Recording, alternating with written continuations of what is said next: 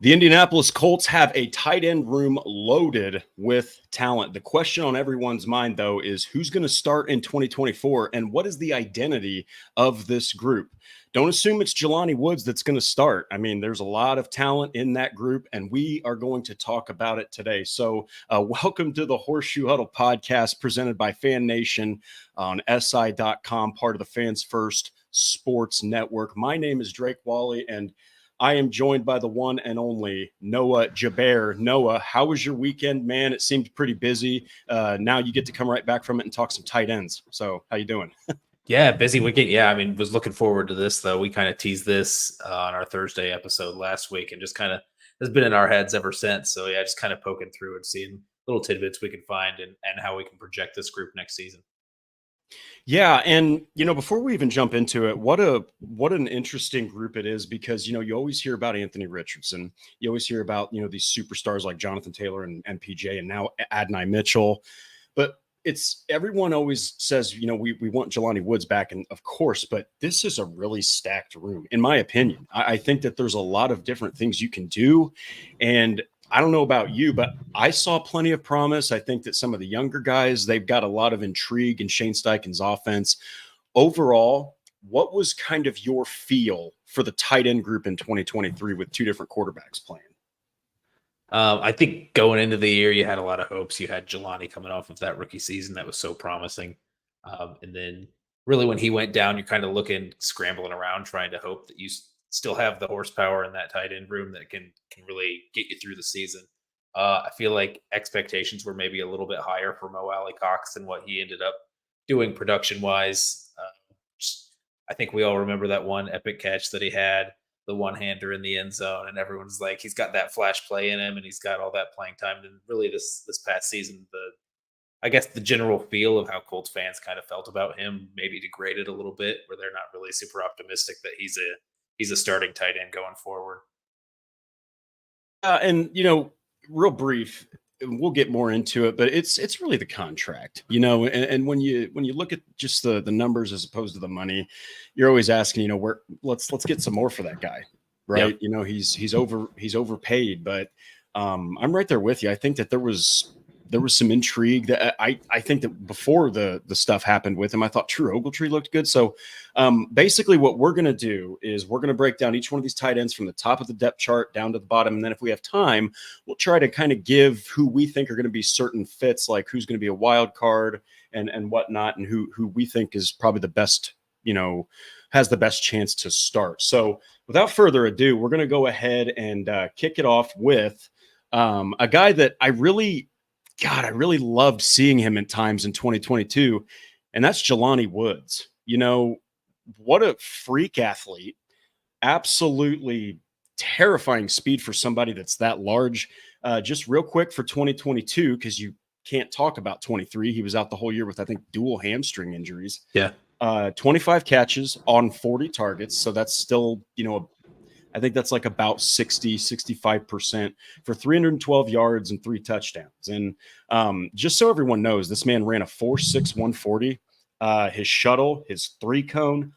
Go look at his relative athletic score. You will not think this guy is like 6 foot 7 inches tall and weighs like 70 pounds.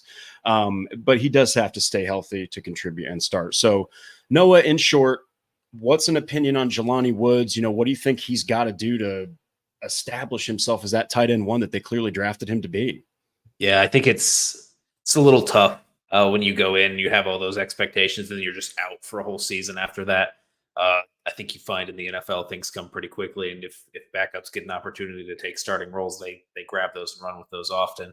Especially with this being Shane Steichen's first year last season, him not getting the chance to be comfortable with Jelani Woods and instead getting to work with all the other tight ends in the room, I feel like gives those other tight ends a leg up.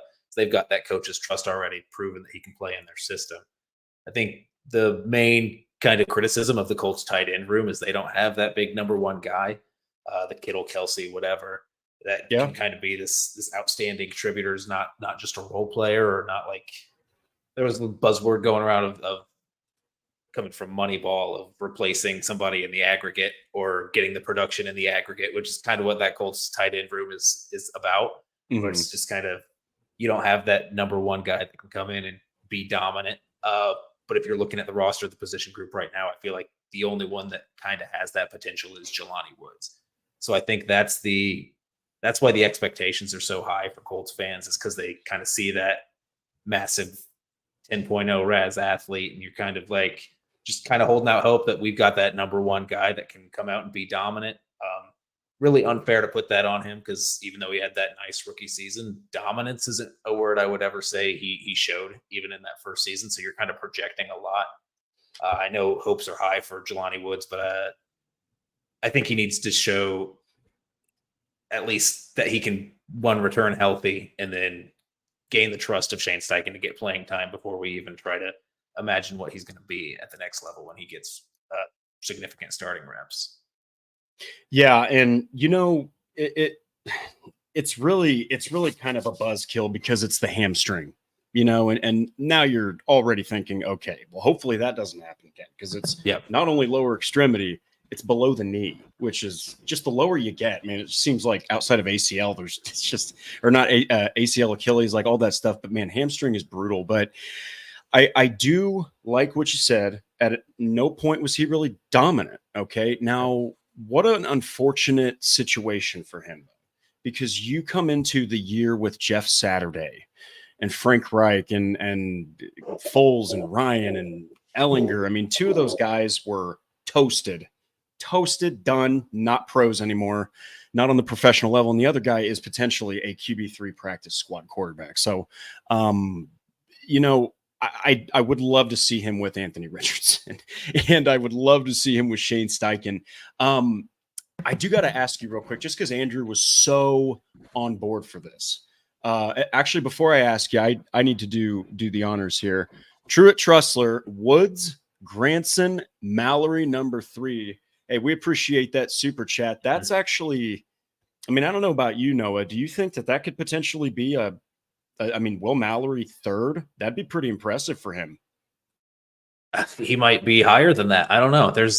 He might be the number 2. He might be the kind of I love it, swapping in with. I mean, it all depends, man. They're all so close, and it really, Woods is like a huge wild card there. It depends on what he is. If he's not proven anything, then yeah, Mallory has an opportunity to be number 2 or 3. I think Woods would be a guy that would bump him down if he comes out and shows that he's the guy. Yeah, I agree. I really appreciate it. Truett, thank you so much for the super chat. And then we've got Colts Nation. What's up, my guys? Eric, thank you so much for joining. And then we got Stats Matt here. Sorry, I'm mowing work, so I'm late. I really think it goes Woods. There you go, Noah. Woods, Mallory, then Ogletree by the end of the season. So Mo, according to Stats Matt, what do you think about that? Do you think that's a possibility? Because I do think Mo is getting better at blocking. I do. I think that as he's focused more on just being that role player, I think that he's getting better. But man, Ogletree is a dog when it comes to blocking. And if he can do that better, what position on this team does Mo really have? Yeah, I mean, obviously they like him. He was like this. He was like this super popular cut candidate just because there's no dead money on his cap. Colts fans wanted that $6 million extra, or close to $6 million, or whatever it would end up being, to go make another move. Turns out they weren't making moves anyway, so they were pretty comfortable holding on to that $6 million for Mo. And when you've got a guy you can move on, I think pretty much everyone would be in agreement that his production wasn't really up to that price tag. So you could maybe have that production from somebody cheaper, especially with the young options you have in the group. But they're holding on to that veteran at $6 million a year. They weren't thinking about moving on from him. So they've got, he's locked in. He's got the trust of the staff. He's got the trust of the GM. I mean, he's there for a reason. So I think it would be silly to discount the role that he's going to play next year. Yeah. And, opinions aside, Mo is a veteran that is going to help a guy like Jelani Woods, because if for no other reason, they're both pretty similar in build and they both played basketball. I think they're both basketball guys. Thank you so much, Stats Matt. And then one more, and I don't even need to put this up, but NFL Nerd, we can see your messages, so you're good. But kind of moving on from Jelani, I'm using the online Our Lads. I'm using Our Lads as a depth chart reference. So number 2 here is an intriguing one. I've thought this since he was drafted, man. there's so much potential with this guy. But it just always seems he can't get past a certain amount of receptions or the goal line. And that's Kylen Granson. You got yourself a guy that in 2023, he had a couple really cool games, but he really wasn't, like you said, ever dominant. He didn't really ever, I think maybe a play or two really were huge, but wasn't ever like a go-to guy. 30 catches on 50 targets. That's dead at 60%. That's still pretty decent, especially given the fact that he had two different quarterbacks, but 368 receiving yards and his first career and only touchdown. I think there's a lot of reason to be excited about Kylen Granson and the way Anthony Richardson targets his tight ends and with Steichen's offense. But what was your overall feel on Kylen Granson last year? And honestly, what's been your overall feel on Kylen Granson's career with Indy as a whole? Yeah, I've been a little low, which I don't know if that's fair. I just feel like last year was year 3. He had the most snaps out of any Colts tight end on the roster. He had 655 total snaps. I think Alie-Cox was second at somewhere in the 500s. So I mean, he's getting playing time. He's getting it for a reason. They obviously trust him. He's definitely the most experienced separator, the best separator in the tight end room. I think his route running is going to be better. His hands have been a little bit inconsistent from what we've seen, where he's kind of that possession guy, but every once in a while you'll see one slip that you're not ready for. And I don't necessarily weigh that as heavily as some other people do. I mean, it's frustrating to watch. It's ugly football, seeing the ball get dropped. But overall, I think his ability to separate and be that secure possession guy, I think that kind of outweighs those kind of facepalm moments that you have with him sometimes. I just think you saw what he was in year 3. I kind of start to question how much left does he have to grow. I'm not sure if he's hit his ceiling, if this is going to be the guy that he is, which is an effective role player and a good player to have on your team. But I don't know if we're going to count on him to really break out at this point. Yeah. There's, like you said, man, there's so many reasons to like Kylen Granson. I mean, he's really similar to Will Mallory in the speed department, which you have to love, because if you're that quick at tight end, you're going to be faster than linebackers, and you're going to be probably bigger than most defensive backs, unless for some reason they're at your size, which is not too often you see that. Although Granson's a little smaller, so maybe. But elite, like you said, elite separator at tight end. I'd say you might even be looking at one of the top guys on the roster at it. He has the skills to gobble up 5 to 6 catches a game, any given game. I mean, his route running's so damn good, and he exploits matchups so well that he's a volume tight end, which is pretty great. We saw what it can do for an offense in Jacksonville with Evan Ingram. So, but man, underwhelming red zone target. Holy cow. The guy, I think he's been in the league 3 years now, and he has 1 touchdown, and he's been targeted enough that he should have more. So don't count on him to be a red zone target. He's probably going to find the touchdown running away from someone than he will, on the goal line or in the red zone. And then he's not a good blocker, and he's not a good run blocker, especially. And so they don't really count on him to do that. They know what Kylen Granson's, skills are, which I think that he still has, maybe, like you said, a little room to grow. I like how you brought up his ceiling, because at this point, man, you might just have what you have, but it might be different with Anthony Richardson. With his speed, do you think that maybe he could, have a career season? Because it might not be that hard to beat 31, 32 catches with AR. Yeah, I mean, and Anthony Richardson's one of those guys that'll scramble around and kind of create on his own, extend plays, and from there it's all off script. If you've got a guy like Kylen Granson, if he's proving that he's good at reading those empty zones and coming back to the ball and really gaining trust with AR, then that production can definitely go up. Yeah, and for what it's worth, I really do like Kylen Granson in that locker room. Me and Andrew have had a chance to interview him, and he's awesome. Just a hell of a personality. Definitely he tries to be on the lighter side of things, as NFL Nerd mentioned. When he scored his first touchdown, he took a picture as if he had his first baby, and dressed it up and everything. So fantastic stuff. But then we got Stats Matt makes a good point here, and Noah actually mentioned this already, is that he's probably the best separator on the team that we've seen, because he's a converted wide receiver, which is another thing that we didn't even mention.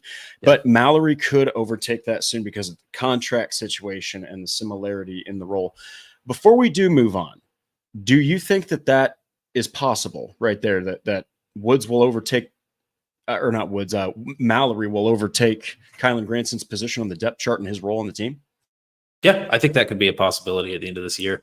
I wouldn't say that really anybody is safe from being overtaken by anybody in this room just because of how close they are all grouped. I feel like, Great point. yeah, and I mean, yeah, Mallory's obviously got a couple more years on that contract than Granson does. So when it comes time that contract's up and they have to decide on extending him, that you've already got somebody with a similar type of skill set that's going to play in that move tight end role. So maybe they just give the nod to Mallory there, and they kind of see from this point this season that their long-term plans are maybe not to retain Kylen Granson. Yeah. And hey, you know what? This league is brutal, man. You can do a lot of really good things and, just a few things that aren't really, up to par. And you could find yourself on a new team pretty quickly, especially when you got people, nipping at your spot on the depth chart. So to kind of go next here, so we've got a guy that we actually mentioned him already a little bit. He's brought up a lot of debate on if he belongs, and he's brought up a lot of anger in the Colts fans. And I'll admit, I've wrote an article in the past on him being a potential cut candidate, but we do have to talk about the most experienced guy in this room, and that's Mo Alie-Cox. Okay. Yep. I remember watching him during it was a game I'll never forget when Andrew Luck became, I don't know if he was the first quarterback to do it or if it was like it was the only time to happen during the 2018 season, but he threw a touchdown. He had 3 touchdown throws, and he threw one to Jack Doyle, he threw one to Eric Ebron, and he threw a ridiculous one-handed one to Mo Alie-Cox. And that's really the introduction that fans got. Yeah. And you might have become a little too excited me too, based off of that. And it kind of shows when Phillip Rivers is the quarterback that gets him the most, production as a receiver. So 2023, 13 catches for 161 yards, but had 3 touchdown receptions. But the receptions and yards are the 3rd lowest of his career, with what seemed like potentially more of an increased role ahead of the guy. So before I kind of dive into what I had here, what are your thoughts on Mo Alie-Cox's 2023? Similar to Granson, what's your thought on his career? Because he's been here longer. And what do you think his future is with the team? Like, if we're just kind of evaluating it right here and now. Yeah, future is a little bit difficult. This will be his age 31 season. Yeah, and he's super young to the game still. I mean, he was that college basketball player coming out. He joined the Colts 2017, so this will be year 7 with the Colts, but really year 7 in football in general. So maybe sometimes you're thinking age 31, there's not much left to tap into. I feel like he's definitely got a good grasp on the position. He's been playing it at a solid starter level for a while. But you kind of still wonder maybe there's another gear that he can reach since he's still learning the game a little bit. I thought one of the big things if I looked it up, 557 snaps this past season, over 100 of those on special teams. So he's on the field goal unit, on the punt units, blocking that edge there. So I mean, he's been valuable on special teams as well as the offense, which may be another reason why they decided to hang on to him. You mentioned that you wrote about him being a possible cut candidate in the offseason, which is not unfair. Just because if they needed the space, he was the logical first move to go to make that space. Instead, they went with that restructure for DeForest Buckner to free up space. So, I mean, while there were options there for them to gain that cap space, and they decided not to cut Mo Alie-Cox, that shows that while they had that money there, they want it, and they want to be spending that on Mo Alie-Cox. Yes, and I've had my issues with the contract, and I think that, and I can attest to this and admit it. When you see, I mean, we write and we cover the team and we we report and whatnot, but you're also a fan of the game, and when you see that contract and the production, you're right away like, they could spend this on better things. That's the first thing people think about. But when you think about what they want him to be, which is a blocking red zone threat, which, by the way, pretty damn good red zone target. In fact, that's one of the things I was going to say. 13.7% of his career catches are for touchdowns. So the guy has 102 career catches, which not much, but 14 touchdowns. So out of 13 catches, he had 3 touchdowns last year. So great red zone target. Can probably continue to improve his blocking, but he is still a better than average blocker, and so then you have to think that he did at times mesh well with Anthony Richardson. The play against the Rams was huge, and Mo was the guy to take that into the end zone. So his current position, though, is pretty unknown. Who knows what's going to happen with him at this point? I don't know. You know what? Right here's a really good point. So Colts House mentions, thank you so much for joining in, Colts House. Mo, however much you think he is overcompensated, he is clutch in third down. And that's very true. He's a guy that you go to for that huge catch radius and just those giant mitts. The guy's massive. He's very difficult to cover when he's in full sprint. Andrew mentions that he's like an angry moose, and it's true. You don't want him in the open field. So before we kind of, put a bow on Mo here, do you think that he still has the potential, Noah, to evolve, this late in his career into something more than just 20, 30 catches a year, 15 catches a year? Or do you think that, that's pretty much what you've got from this point on? He's the veteran in the room, and he's probably just going to be that blocking red zone threat that you need him to be? Yeah, I mean, he's always going to have a role, just the experience that he has, his ability to block, and his presence in the red zone, I think, is huge. One other thing I wanted to bring up about Mo Alie-Cox is he was actually, I think tight ends generally get a bad rap for not being able to break tackles after the catch, get yards after the catch. That's why Brock Bowers, I feel like, was such an X factor this year coming out in the first round, just because it's rare to find a guy who can make people miss. And I'm not saying that Mo Alie-Cox is that, but he did have the most yards after catch per reception of the Colts tight ends last year. He was at 6.1. Nobody else cracked 5. So at least a yard more per catch after Mo Alie-Cox. So I don't know that his role will necessarily blossom. Like, he's not going to be this 800 yards in a season kind of guy.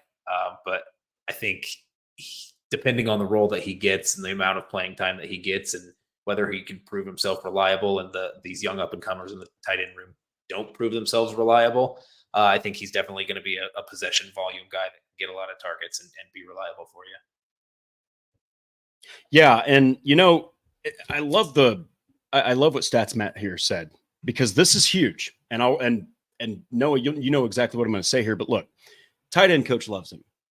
Tom Manning, before he went to, I think it was Cincinnati, he was the tight ends coach for the Colts in 2018, and loved Mo Alie-Cox, and sure as hell loved Eric Ebron, and loved a tight end that I miss, Jack Doyle. I miss him so much. But regardless, Tom Manning's the tight ends coach now again. So don't expect Mo to get cut. My article was in 2022. So like, I just don't think that that's going to happen. I think that if he does get retained, there might be a different, clearly a different contract situation.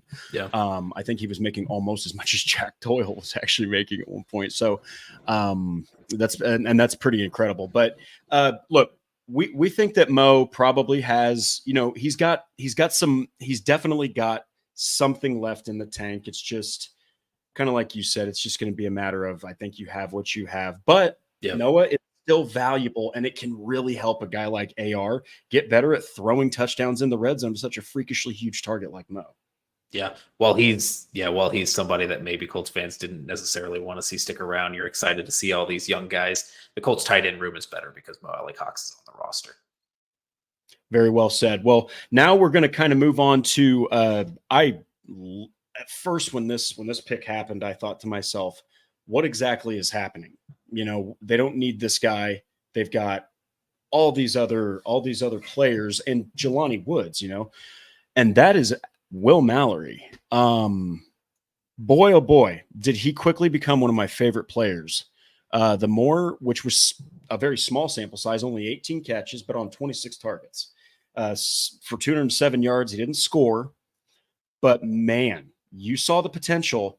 Incredibly strong hands, great route running. He runs across the field on a rope and just freakishly fast for a tight end. So real quick, I know that we didn't see much, but what do you think of his 2023? What do you think he could do in the upcoming year? And what do you think he could accomplish with a guy like Richardson and Steichen at the helm? Yeah, great athlete. Was the fastest tight end in his class coming out. Maybe you don't necessarily think that about him just because he wasn't one of these big names. But yeah, the fastest receiver in his draft class, a great athlete. I feel like his shot is going to be beating out Kylen Granson, and that's going to be his main competition. Uh, Weird stat. When I was just going through his snap kind of breakdown that he got, he was in maybe 6 pass plays or 6 run plays this past season. I think 97% of the plays that he was in, the Colts threw the ball. So they clearly don't trust him to be that blocker on rundown. So I don't think he's taken snaps away from Alie-Cox or Drew Ogletree, or maybe if Jelani Woods can prove to be a viable blocker, he's not taking those snaps. So I think his role is always going to be super specialized. He's never going to be that 3-down tight end. Yeah, it's crazy how you could have almost watched the Colts play last year. As soon as Mallory comes in the game, they're throwing the ball. He played. What was his total? 159 snaps. Yeah, 6. That's not that many. 6 were run plays. So 153 of the 159 times he was in the game, it was a pass play, which I thought was funny and just kind of shows that they have a very specific role carved out for him. And I think that can expand going forward. It was his rookie season, and definitely going to be a lot of opportunity for him to expand that role just because of all the unproven talent kind of in that room. Yeah, and look, it can't be understated that when you're walking into the NFL as a rookie pass catcher, first off, nothing is the same. Okay. Yeah. Like, these are now guys that are probably faster than you, and you have to figure out a way to make your name as quickly as possible against, have fun. Here's Fred Warner. He's gonna cover you as a tight end. Like, okay, great. So Mallory still caught that equates out to about 1 catch every 7 snaps he's on the field. You're also talking about a 5th round selection. Okay. You're also talking about a guy that's in a very, very loaded tight end room. And a guy that people really weren't that excited about at first. And, like you mentioned, fastest tight end of the 2023 draft. And we're talking low, early 4.5 speed. This dude, he's as fast, if not faster than Juju Brents. Yeah. Okay. That's crazy to think about. So great hands, great catch radius. I think that he just roasts slower linebackers, and he just overpowers smaller defensive backs, maybe even is faster than certain safeties. But you're right there with me. He's got to block better, but then you got to kind of ask yourself, Noah, do you really think they're ever going to have him do that? Like, I think that he has potential to do a lot on the team, but I just think that right now he's more of a slot move, potential red zone target on the outside against the defensive back type of tight end. What do you think? Yeah, I think he's that guy. I think that kind of proves just how little he was used on rundowns. I mean, it's hard to say that he has to block better when we only saw him try to block a couple of times last season. But clearly the Colts didn't like what they saw in practice out of that. Or just really, really valued his role in the slot or out wide, not being that inline guy. So yeah, I mean, it's almost hard to, with such a small sample size, kind of predict if he can be kind of like that every down guy, because it wasn't close last season. And I do think that you're projecting kind of a similar role going forward this year. Yeah, no, the chat's actually been talking a little bit about Mallory. So Colts House says, love me some Mallory. I think you should be tight end 2. Should be. Look, man, right now, it seems like the most sure thing that we can say is that Jelani Woods, if he's healthy, might have the best chance to start. Tight end 2, who knows? Tight end 3, who knows? Like, nobody knows. There's 5 names in this room that could each make a big impact in their own certain ways. And then Stats Matt, I love what he said here. And this is what I've mentioned too, is that he's such a weapon on offense. He can be a hell of a receiving tight end. That's very true. And I think that, I kind of want to get your opinion real quick on this, Noah. Like, the way that Shane Steichen values the tight end position. We saw it with Dallas Goedert in Philadelphia, and really helped Goddard become a serious threat at tight end. Do you think that a guy like Mallory, I mean, he's got a lot of potential. If he can put this athleticism up to his potential and he can match all that with the training and everything, do you think that he could really blossom with a coach like Steichen, who loves his tight ends, and a quarterback like Richardson who loves to target them? Yeah, I mean, I think it's hard for me to project him to be that kind of level of player. I think we kind of forget sometimes how good Dallas Goedert was. with That's fair. Steichen. He's not what he was. He's not what he was at this point in his career. But I mean, he was really putting it on for a stretch there. So I don't think that he's necessarily going to get up to that level. I think a similar type of role would be okay, reasonable to expect from him. But yeah, I mean, he's still got to prove that he can be there on every down. Goddard put up those numbers because he was on the field super often, being trusted by that offense to be able to run whatever plays called. So I think that's really the biggest obstacle with Mallory. We know he has the athleticism and he's capable as a receiver. He just needs to get on the field more to have more opportunities to produce. Yeah, and that's a very, very fair point. And I actually saw a comment here, or this is a question, and it's kind of similar to what we're talking about, and maybe a whole, a question. It kind of like covers the whole episode. Hey guys, from DSG Goodbar, does Steichen want to find another tight end similar to Goddard in this group, or would he prefer using multiple tight ends to get it done, or will chemistry with Richardson be the determining factor? Right away, I say that he wants the chemistry with Richardson to be the determining factor. What do you think? Yeah, I mean, obviously, I feel like anyone would take a top level tight end. No one's going to say no to that. No one's going to prefer to have to mix and match with role players, kind of like what the Colts are doing. So obviously, yeah, we want Will Mallory to be that Dallas Goedert type player, ideal in an ideal world. Yeah, chemistry is going to be huge with AR, with just the limited playing time that Anthony Richardson had with these guys. It's really kind of hard to project who he's going to favor. I mean, that's going to all shake out. OTAs coming this week, mini camp, preseason. I feel like we'll get a better feel. I mean, we always do with every position group in training camp, kind of who's in line to start. But I feel like who's in line to start at the tight end room will be more indicative of who Anthony Richardson's trusting rather than kind of a talent level thing. Yeah. And, I see Colts House's comment in there. If it's chemistry, it's Granson.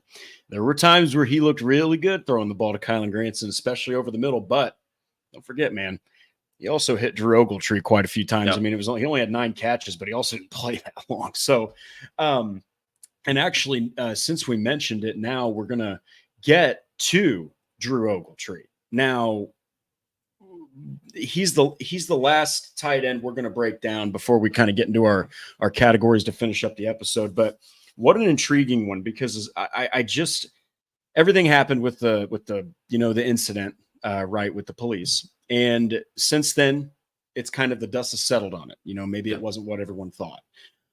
Man, 2023, only 9 catches for 145 receiving yards and 2 touchdowns. But man, when you saw him out there with Richardson, especially with Richardson, there was just something about it. I don't know. I know he wasn't a big volume receiver, but man, he made some big time plays, and when they mattered most, and right where Richardson likes to throw it, a frozen rope right across the middle of the field. So what do you think if Drew Ogletree can stay on the team? Let's just say, barring nothing else, what are your thoughts on his season last year? And what do you think that he could accomplish, with Shane Steichen and Anthony Richardson this year? Yeah. I feel like when you're looking at the tight end room, you're looking at those 2 different distinct spots that they're at. They're either that Y inline guy or they're that move guy. Yep. I feel like Alie-Cox and Drew Ogletree are the 2 definite inline guys. So it's really going to depend on kind of how he battles out with Alie-Cox this season. I do think that Anthony Richardson and Ogletree had some good chemistry last season. Also, Ogletree, a similar number of offensive snaps as Alie-Cox while he played less games. So I feel like if you're projecting a starter in line and a starter at the move, I feel like Ogletree kind of has the edge at the starter in line. So if we're making a depth chart today, I would put Ogletree as a starter. He's got the potential for it. I really do. I think you're looking at more of a blocking specialist, more of that, kind of seam runner, maybe a block and release type of guy on play action, just really that big target that you don't want to be in front of if he's got a full head of steam, So phenomenal blocker, the best blocker of any tight end on the Colts right now, bar none, period.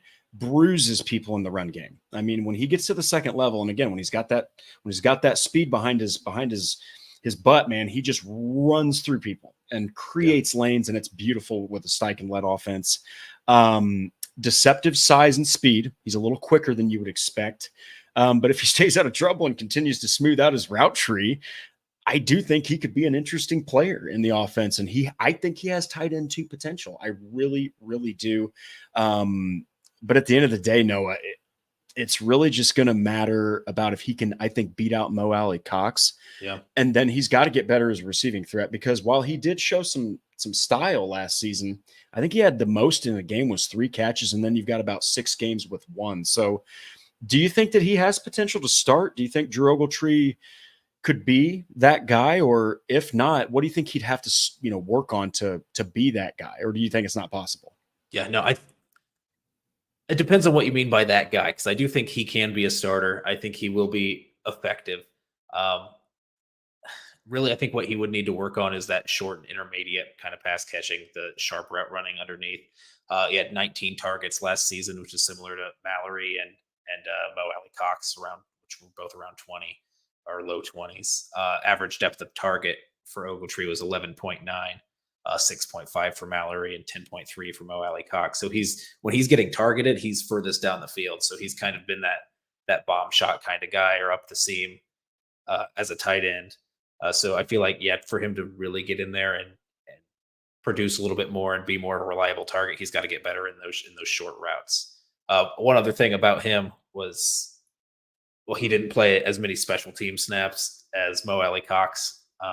He obviously didn't play as many games, but maybe they kind of give the edge to Mo Alie-Cox in that sense, just to keep him on the roster. I mean, when you're going with a tight end group that has 5 kind of similar guys, and maybe you're keeping 4. One of the guys that we're talking about may not be on the roster.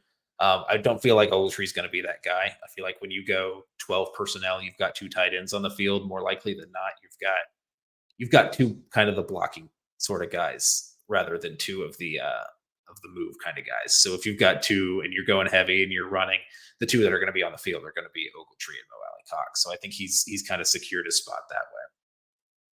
Yeah, hey man, I think that's a great rundown, because I think that it's going to be obviously on blocking, which he has a big edge on. He's already got it. That's why when you heard about that thing that happened, you're like, God, man, because just a bruiser of a blocker. All he needs to do is just kind of shore out that route running game, and I think he could be an effective weapon. Yeah. And actually, Stats Matt mentioned something very interesting, is that he was a pretty productive college football player. So, you're looking at a guy that's got the talent.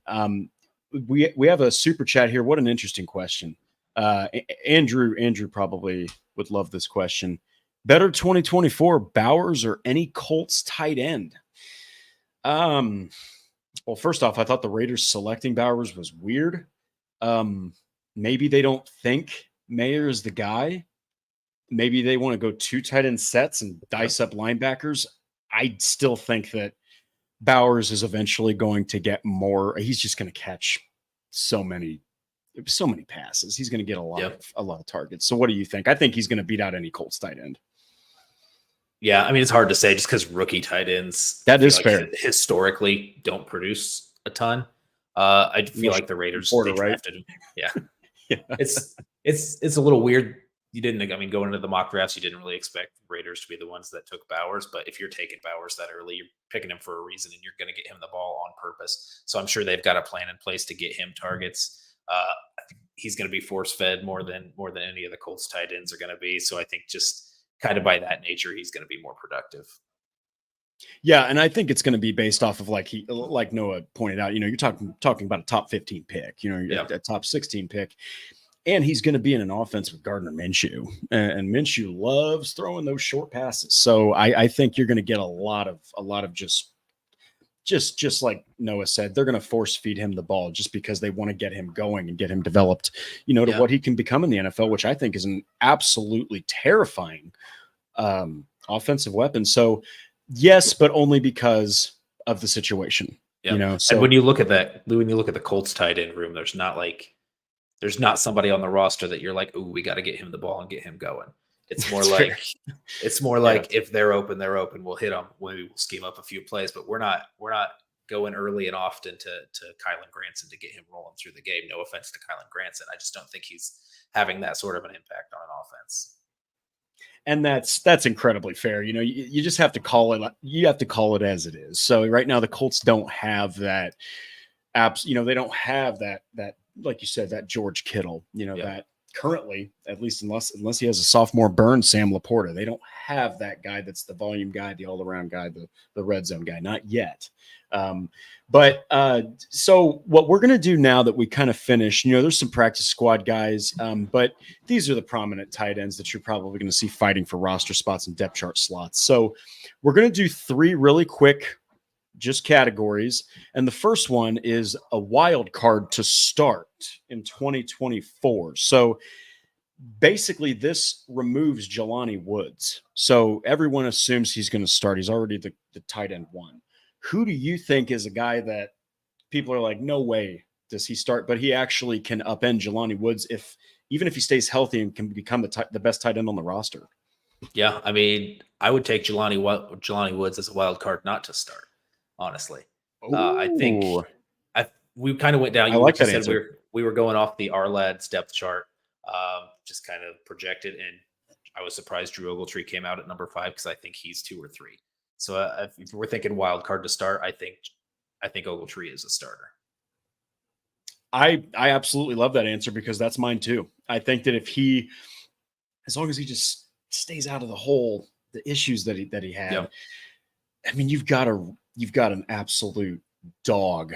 I mean, he is a fighter, and I'm telling you, he will impress people with his tenacity. You're talking about a real promising guy if he can just keep out of issues. So his biggest issue or his biggest enemy are the off-field issues. But I'm right there with you. If he can put it all together, you're looking at a potential wild card to start.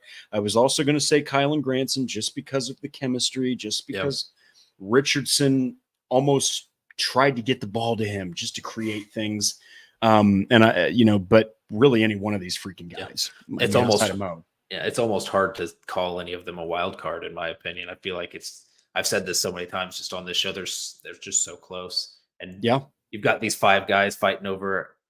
I guess maybe it's not fair for me because I'm thinking starter is 2 different tight end spots just because of the roles they play on the offense. If we're just saying who's the wild card to get the most snaps, I'd still go with Drew Ogletree over somebody like Mallory, who's going to be more of that sort of specialist.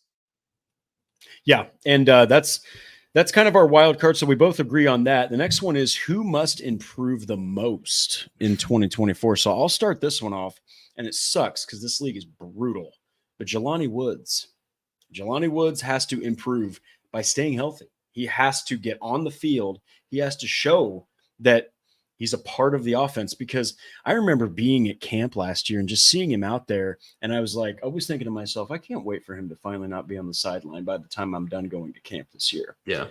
And my last time at camp, he was still on the damn sideline. And I was like, dang it, Jelani. So I think that you have to be healthy. And the only reason I do this to him is because he did miss all of 2023 when he was the expected starter and everyone had these sky high, 10 touchdowns, 50 catches, like Dallas Goedert type of numbers. But who do you think has to show out the most in 2024 and why?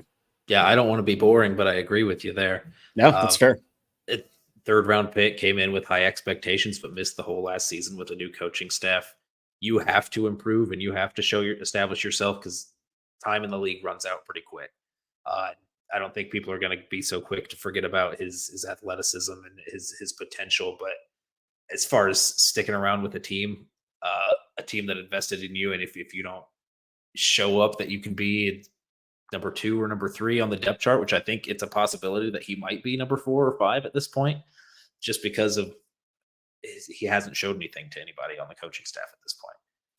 So that makes it rough for him. I really think all these guys have room to improve. So just saying they must improve, I feel like for the sake of all of their careers, they must improve. Good point. Just because, I mean, Alie-Cox really the only one who's proven himself as reliable for and around in the league for a while, but he's also 31 and in a contract year. So just for the sake of his career continuing, he needs to improve himself there also. But I would say Jelani Woods with the highest upside that he has. I feel like for him, he needs to prove himself and improve. For the Colts' kind of future hopes at the position, I think he needs to prove himself the most. And again, what a crappy situation for poor Jelani. You know, you come into the NFL and you have the dumpster fire that was the, I don't know how to make sausage, but I don't know what goes into sausage, but I know how to make a football or how to, build a football team quote. That's the year you started your career. So for anyone that played that season for the first time, I'm sorry. That's, and then you get a new coaching staff, a very brilliant one at that, with a far more complex game plan than Frank Reich and sure as hell Jeff Saturday had for you. And you can't even get on the field. That sucks. And so right now, Jelani is kind of back to square one. He has to prove that he even is worthy of a roster spot, and that blows. But when you are out the whole year, that an incoming new coaching staff that's excited to use you as an offensive weapon comes in and you can't play, that's just the reality of it all. That's why I think it was so intriguing that Brock Bowers was going to come to the Colts. It was because everyone was like, oh, thank God, now Jelani can get some help, or Jelani's not going to be the guy, so you need Bowers. But there's still promise. All right. There's still hope, I think. If Jelani can stay healthy, we'll see. But yeah, he's got to stay healthy first and foremost, because the best ability is availability. So the last one here, who is the best overall fit? And this really can just be translated to who do we each think is going to start in 2024. So I'm going to kick this one off to you. I don't think the answer, people, is as concrete as you think, just because, like Noah's pointed out so many times, and brilliantly, by the way, it's so close, even from Jelani down to number 5. Who do you think and why? I'm going to have to go with Kylen Granson. We're qualifying this as, at least I am, because starting's so different depending on the personnel packages that you're in. We'll go with most snaps. Yeah, so I'm qualifying that as most snaps. I'm going to say that's Kylen Granson. He's going to be your kind of go-to guy in third down situations. You need a separator. You need somebody who can run the full route tree, and then you've got a willing blocker, if not super adept at it at this point in his career, but he's a willing blocker. So I don't think you're sacrificing yourself or kind of giving up your intentions if you have him on the field. So I think just overall fit based on the chemistry that he's built with AR, the amount that he's proven himself to Steichen at this point, and just kind of his reliability and his experience, I think he's the number one guy at this point. Yeah, and that's a fantastic answer, just because of the chemistry, just because of the relationship with the coach, and really just the abilities. He's a good receiving threat. I think I'm going to go with Jelani Woods, just because I want to be positive here. I think that Granson has just so much ability as a slot guy, but you're really wanting Woods to be the guy who can be big enough to be in line and block, but athletic enough to be move and outside. And you just want him to be that complete package. And I do love what Yim said here, is that really, in short, both Richardson and Woods are similar. They're freakishly athletic, but they both got hurt. Together, they could be a problem if it all adds up. But I will say, to Noah's point, Granson, I think, has potential to have a career season. If he has Anthony Richardson start to finish, you could see far more than 30 catches. I think that Kylen Granson's potential is better than 32 catches. I just think, as most of these guys can attest to, especially Michael Pittman, there's just been a carousel, since a lot of these guys have been drafted. So I think that they're looking, this whole tight end group, man, they're looking for just consistency at quarterback. Same guy, same abilities. They can kind of continue to learn about the tendencies and work better with him. But I do got to say, man, I picked Jelani. You picked Kylen.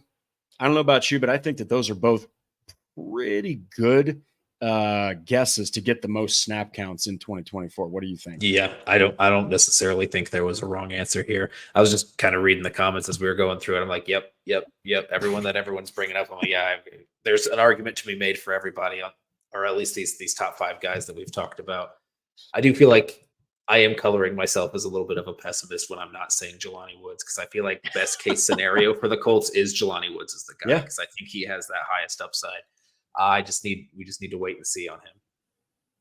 Yeah, and you can't take hamstring injuries light, especially when they keep you out for a whole season, which was weird. It usually doesn't happen like that. But so that pretty much finishes what we were talking about as far as the tight ends. Look, at the end of the day, this is a group that has a lot of potential. I think that even if Jelani Woods doesn't solidify himself as a tight end one, I think that if you put multiple, combinations of these guys on the field, I think you could just give defenses a lot of issues, especially with the ground game the Colts possess, Richardson's abilities, Steichen's play calling, that offensive line, which, by the way, is stupid expensive.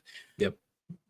I think that maybe you don't need that tight end one, but Noah, you would definitely take it. And if they can get a tight end one that separates themselves, it might just help the Colts offense really take off, especially after adding Adonai Mitchell. Yeah.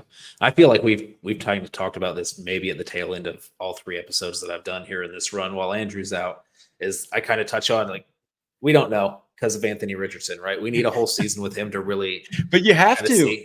You need kind of a season with Anthony Richardson to understand kind of what the role would even be in a Shane Steichen, Anthony Richardson offense, kind of what the role would be for a number 1 tight end and what you should expect. And I think that's just with these guys being so close in talent, and then on top of that, not having that clarity with what the offense is going to look like for a full season in an ideal world, I feel like that makes it even more difficult to try to project this. Yeah, and again, you know what? Everyone, keep an eye on that tight end competition because it's definitely going to be an interesting one as camp gets going. So we do have a couple, not really rumors, but we have a couple bits of news here. So first and foremost, which isn't that exciting, is that the Indianapolis Colts did visit the IMS and usually the Indianapolis Motor Speedway, and something like that is really good, especially for a guy like Richardson. Yeah, and all the rookies. When I saw Tanner Bortolini and all those guys too. That's an opportunity to see one of the best things that the state has to offer. One of the coolest things you can go to with a pass like they had. And it's just a team building experience, man. And it really just helps these younger guys and these rookies get acquainted to life in the NFL and realizing how important your teammates are. Yeah, I love it. I love when they come out with these pictures every year of them just visiting. When you're going in, you've got 32 teams that might draft you, and maybe 20 of them sound more appealing to these draft picks that are coming in, just because you're like Miami, you're going to LA, you're going to New York, you're going to Philly, Chicago, you're going to all these big places with all these things that you know what to do. So I like that they bring these rookies in, and right after they become members of the Colts, they've got the biggest annual sporting event in the world going on, and they can take part in that, and they can kind of see that, okay, Indianapolis has something to offer too. I hope that makes them feel better about kind of where they're at and kind of some pride in the city that they just got drafted to. Yeah. And you know what? Real quick, I want to highlight a comment just because of the pride Noah just showed. I don't know if you can hear his Indy pride, but we both love Indianapolis a lot. So, right here. Here we go. NFL Nerd makes a really good point. I'm just going to bring this up because there was something really cool that happened for Anthony Richardson recently. Anyone else watch the Pacers and think the Colts feel like a very similar situation? Maybe the Colts surprise some folks this year. I would say that we got to see a couple games first. Let's see a couple games first. Let's see weeks 1, 2, 3, 4. What's the record in 5? They don't have a bye week till 14. So let's just see how they kind of get through the first parts of the season. But recently, a mural artist painted a beautiful 3-part mural of Tyrese Halliburton, Caitlin Clark, and Anthony Richardson. So, yes, I think if Anthony Richardson's potential hits, I haven't seen 3 athletes represent 3 different sports professionally like this for Indianapolis, maybe ever, because at one point you had Paul George and Andrew Luck, and then at one point you had Peyton Manning and Reggie Miller. I mean, it's awesome. Let's just say it's awesome. And at what the Pacers are doing, do you think, Noah, that something could happen? Or do you think, kind of like me, we got to see a couple games first because it's really too early to tell? I think, are you on mute? I am on mute. But yeah, I mean, I think that's definitely an optimistic way of looking at it and something that I hope happens. But yeah, we've seen so little of what Anthony Richardson can do. I feel like this team around Shane Steichen just proven without Anthony Richardson that they can get to the cusp of the playoffs. And then I feel like the Pacers kind of this season kind of defeating expectations there and kind of showing once you make it into the dance, then who knows what can happen. So I feel like when you were on the cusp last season and you're a couple of plays from getting in, if you turn those couple of plays and you get in, then really you can make some noise and see what happens there. Yeah. Yeah. And hey, I'm all about it, man. I'm all about it. So then we do have one more thing, and Noah actually pointed this out to me is that we do have the Colts OTAs starting tomorrow. So really, man, for certain players, this is just not necessary. Like I saw an article today, Justin Jefferson doesn't attend OTAs, voluntary OTA or something like that. It's like, man, some of these players don't. It's really more for the guys who are trying to make a roster spot. Not saying you shouldn't go, but it's really the rookies, the guys who are trying to fight for a roster spot. I think right at the start of all this, that's kind of who really needs to show out the most. When you're more of an established star, it's not as important, but it's going to be interesting because there's a lot to fight for. And there was a lot of injuries from the rookie class last year. So who's going to stand out? I, for one, love Evan Hall. We'll see. But is there anybody that you're kind of looking at for the OTAs? Hey, I want to see how they do, how they play, how they operate. Or is it just one of those things where it's like, hey, this is pretty much against no resistance. Yeah. Because Darrell Baker Jr., don't forget, people, me and Andrew were all over the place about how awesome he was in camp, and then he got roasted in real games. So what are your thoughts on OTAs? Is there anyone you're really looking at, or are you just ready for the preseason to get to the regular season? Yeah, I mean, maybe not necessarily anybody in particular. I mean, there's a couple of things that I'll kind of be paying attention to as much as you can with the limited access that we get through OTAs. But kind of Anthony Richardson here is having a full off season without kind of that rookie prep, the draft prep, and everything that he had to deal with going in. Now he knew where he was. He knew what the playbook was going to be. He's had all off season and last season to study it. So OTA is really kind of getting in there with your teammates, with him being on the field and kind of establishing yourself even a little bit more as this leader.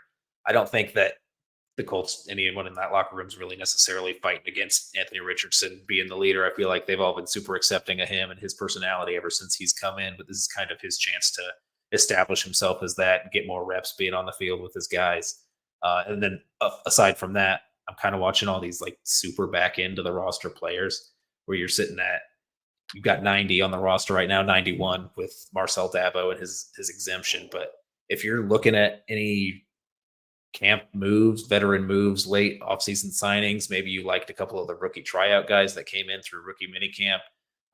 If you're on the end of this roster bubble and you're worried about your place, you better show out here because it might be your last chance to really prove. And if they've got a transaction in mind for somebody they want to bring in, they're kind of trying to figure out who they would be letting go at this point. So don't be the weakest link in your group, really compete. This part of the offseason is more about like the installs of the defensive playbooks, the offensive playbooks. So know your stuff and study hard in that sense. And I feel like if we see any moves, then we kind of know who separated themselves and who did.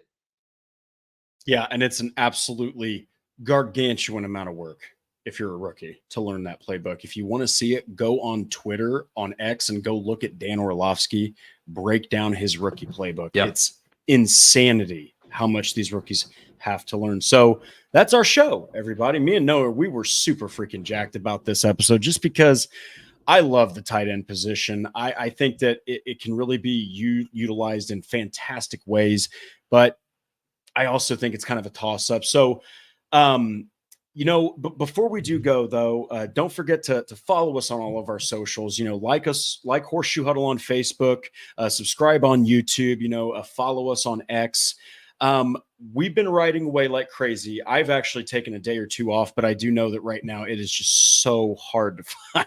It's so hard to come up with your own content sometimes. So sometimes it's nice to cover other people's content in aggregate pieces. But nonetheless, Noah, what have you been working on? What have you got, coming up? Tell the people what you want them to check out for Colts content, man. Yeah, I mean, like you said about this episode, really excited about getting to talk about the tight end group. I know Thursday everyone was excited about the schedule release because it had just come out. I was really not super into talking about the schedule release. We wanted to talk about this. Yeah, it's all kind of predictions. It's whatever. But tonight we got to talk about some real football, about kind of what we've seen, what we can project, and kind of some more tangible things. Yeah, I think Thursday I teased the piece a little bit when we were talking about their matchup against the Packers early this season. How kind of their builds are a little similar and their trajectories are a little bit similar. So I've been diving into that.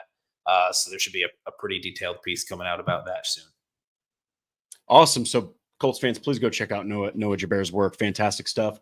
I just recently covered that, there's a couple sports outlets that think that one of the Colts cornerbacks is going to be the best breakout candidate in 2024. And then there's a rookie receiver that the Colts drafted. Hint, it's not Anthony Gold. who they feel is the best overall fit at the position from the entire NFL draft. So go check our pieces out. Go check out everyone's work at horseshoehuddle.com. And everyone, we will be returning on Thursday to talk more Colts football. We can't thank you all enough for joining us. Real quick before we leave, NFL nerd, Truett Trussler, thank you so much for your super chats. You guys are amazing, as well as the rest of you people. Thanks for taking time out of your day to join us. We will be seeing you again on Thursday. So until then, enjoy it, and we will talk more Colts football on Thursday. Thank you so much, guys. Good night.